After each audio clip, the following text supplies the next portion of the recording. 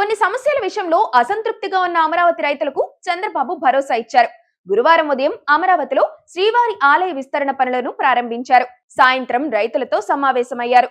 ఈ సందర్భంగా రైతుల సమస్యల గురించి మాట్లాడారు. తనకు అన్ని విషయాలపై స్పష్టమైన అవగాహన ఉందని, సమస్యల పరిష్కారం విషయంలో సమయానుకూలంగా నిర్ణయాలు తీసుకుంటామని స్పష్టం చేశారు. అమరావతి కోసం రైతులు చేసిన త్యాగాలపై కృతజ్ఞత ఎప్పటికీ ఉంటుందని భరోసా ఇచ్చారు చంద్రబాబు. ఈ సందర్భంగా రైతులు చెప్పిన అంశాలపై సీఎం సావధానంగా విన్నారు.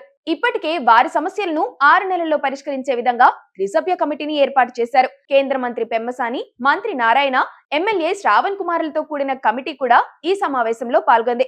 కేంద్ర మంత్రి పెమ్మసాని రైతులు లేవనెత్తిన అంశాలపై ఎప్పటికప్పుడు స్పష్టత ఇచ్చారు.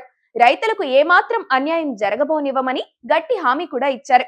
తాము అమరావతిని హైదరాబాద్ స్థాయిలో అభివృద్ధి చేయాలనుకుంటున్నట్లు, దానికి రైతుల మద్దతు అవసరమని చంద్రబాబు స్పష్టం చేశారు. మీరిచ్చిన మద్దతుతోనే అమరావతి ముందడుగు పడుతుందని చంద్రబాబు తెలిపారు. రెండో విడత భూ సమీకరణకు వెళ్లాలనుకుంటున్నామని చంద్రబాబు తెలిపారు.